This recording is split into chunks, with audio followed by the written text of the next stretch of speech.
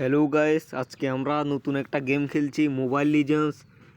সামনে কি আছে দেখার টাইম নেই, শুধু মার হেডশট হেডশট।